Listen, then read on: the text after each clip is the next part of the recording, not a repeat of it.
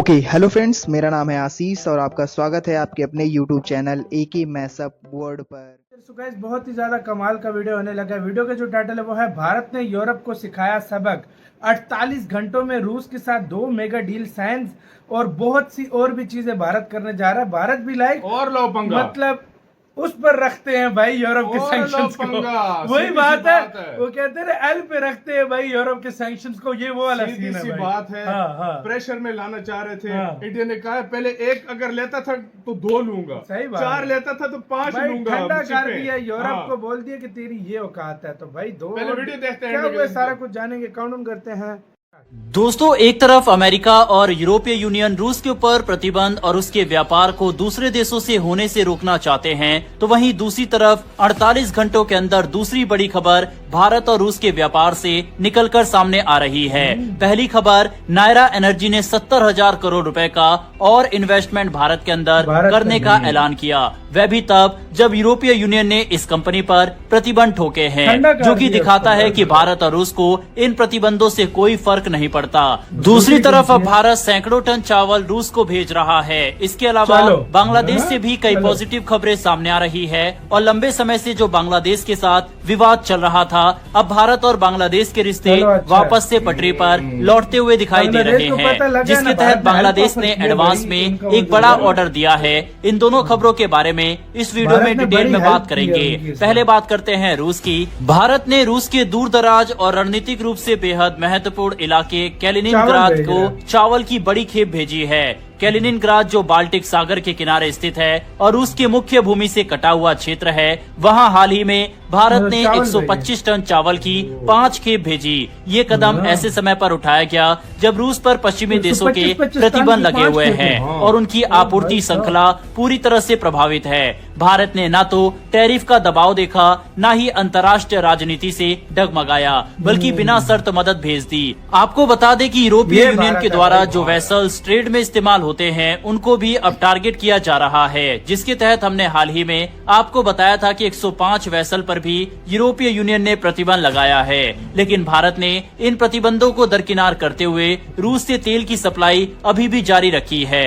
इतना ही नहीं, भारत रूस को भी अपने जहाज से सामान भेज रहा है, जिससे ये साफ पता लगता है कि भारत को इन प्रतिबंधों से फर्क नहीं पड़ता। वहीं अगर आपने हमारी पिछली वीडियो देखी होगी तो उसमें हमने आपको बताया था कि जो यूरोप भारत को धमकी दे रहा है कि भारत से अब रिफाइंड ऑयल नहीं लेगा और जो 15 अरब डॉलर का व्यापार इस क्षेत्र में होता है, उस पर शिकंजा वो कसना चाहता था और भारत को बैकफुट पर ढकेलना चाहता था। भारत ने यूरोपीय यूनियन की इस चाल को भी विफल कर दिया और अब अफ्रीका और अन्य देशों में अपनी इन प्रोडक्ट को बेचने की तैयारी कर रहा है। यानी कि प्रतिबंधों का तोड़ तो भारत ने निकाल ही लिया है, वहीं अब और भी ज्यादा व्यापार को रूस के साथ किया जा रहा है। इसी के तहत इन चावल को रूस में भेजा गया। 2025 की शुरुआत से ही भारत की तरफ से रूस को भेजे जा रहे चावल की मात्रा में बढ़ोतरी देखी गई। एक्सपर्ट्स के मुताबिक अब तक भेजे गए चावल की अनुमानित कीमत करीब 4.7 लाख डॉलर के आसपास बैठती है। ये व्यापारिक आंकड़े बताते हैं कि भारत न केवल एक रणनीतिक साझेदार है, बल्कि एक भरोसेमंद दोस्त भी है। रूस के प्रमुख समाचार चैनल RT न्यूज ने भी इस सहयोग की सराहना की है और कहा है कि भारत और रूस के रिश्तों में कोई शक नहीं रह गया, क्योंकि 2022 में भारत ने रूस को करीब 2.1 मिलियन टन चावल निर्यात किया था, जिसकी कुल कीमत 26 मिलियन डॉलर के आसपास रही। खास बात यह है कि भारतीय बासमती चावल रूस में तेजी से लोकप्रिय हो रहा है। मार्च 2023 से फरवरी 2024 के बीच बासमती चावल की 10,482 खेप रूस भेजी गई, जो पिछले साल के मुकाबले 10% अधिक है। इनका कुल मूल्य करीब 56.65 मिलियन डॉलर तक पहुंच गया है।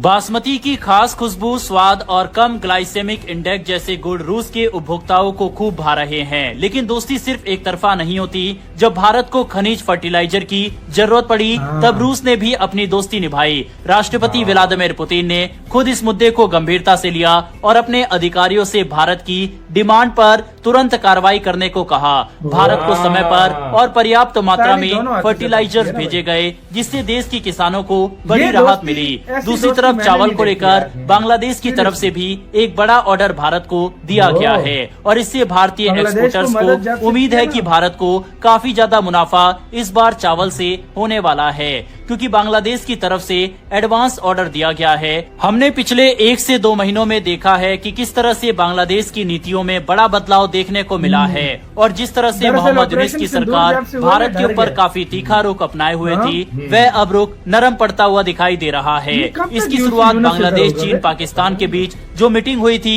उसके बाद जब भारत की तरफ से रिएक्शन सामने आया था, तब बांग्लादेश ने भारत के डर की वजह से अपने आप को उस ग्रुप से दूर कर लिया और उसने साफ कहा कि भारत के खिलाफ किसी भी ग्रुप में हम शामिल नहीं होंगे। इसके अलावा भी बांग्लादेश की तरफ से लगातार भारत के साथ संबंधों को बेहतर करने की आवाज उठाई जा रही है और खुद मोहम्मद यूनिस की तरफ से कहा गया है कि हम चाहते हैं कि भारत के साथ हमारे रिश्ते और मजबूत हो, यानी कि जो हाल मालदीव का हुआ वही अब बांग्लादेश का भी हो रहा है। मालदीव के साथ संबंध भारत के इतने अच्छे हो गए हैं कि अब भारतीय प्रधानमंत्री नरेंद्र मोदी मालदीव के दौरे पर निकले हैं और इसी तरह का हृदय परिवर्तन बांग्लादेश का भी देखा जा रहा है। बांग्लादेश की सरकार चलो ने अच्छा हाल ही समझ में गए भाई। 9 लाख टन चावल आयात करने की योजना बनाई है। देश के चावल मिल्स और निर्यातक इसे एक बड़ा अवसर मान रहे हैं। भारत पहले ही दुनिया के कुल चावल निर्यात का लगभग 46% निर्यात करता है और इस फैसले के बाद भारत दुनिया को का सबसे ज्यादा 46% फायदा इंडिया मिलने की एक्सपोर्ट उम्मीद करता है। बांग्लादेश का ये फैसला समय से पहले लिया गया है, क्योंकि वहाँ भारी बारिश की वजह से खेती प्रभावित होने की आशंका। इसी के साथ हुई वीडियो खत्म। बांग्लादेश भी लाइन में आ गया, बहुत फुदक रहा था कुछ भाई दिनों से। मेरे उस दिन जब से ऑपरेशन सिंदूर हुआ है चुप हुआ है। पहले उससे पहले मैं देख रहा था भाई, ये इतना फुदक रहा था, आपकी सोच जब से हुआ बस उसके बाद चूं की आवाज यार नहीं आई भाई। देखो हाँ। सीधी सी बात है, उसने मदद मांग कर चेक की है, चाइना से भी, हाँ। उसने और मुल्कों से भी मांगी है, किसी ने नहीं की। जो बात सच है मैं वही बता रहा हूँ। चाइना ने लॉलीपॉप दिए रखा है इसको, लॉलीपॉप दिए रखा अपना मतलब निकलवाता रहा है सारा कुछ।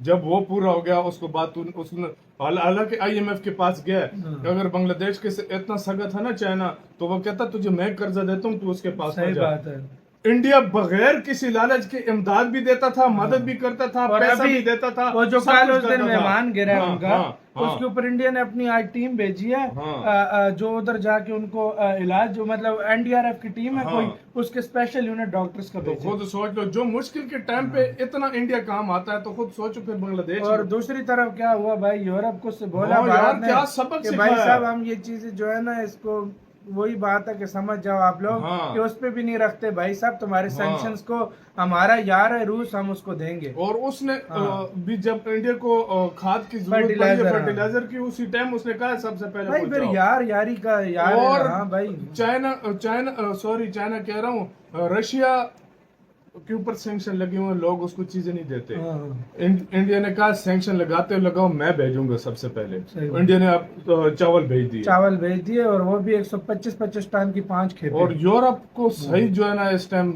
जवाब दे रहा है इंडिया। अगर भाई देखा फिर जाए वही तो। बात है ना, भारत का उसमें नहीं था, वो भारत पे भारत एक तरह अपनी से लगा सुनने के वो वाला है समझा यार। कोई छोटा मोटा कंट्री है, लगा दूंगा, डर के सहम जाएगा। बिल्कुल। भारत ने बोला मैं तेरे जैसे देशों को सहमवा बात है, दूं, हाँ। तो भाई वो कोई छोटा देश तो नहीं है ना यार। सही बोला उसको यार, आप सही हल्के में बोला। भारत को कोई ले सही सकता है? बात, सही बात बोली। तो आपकी गाइस क्या राय है बताना, अपना बहुत ज्यादा ख्याल रखना था।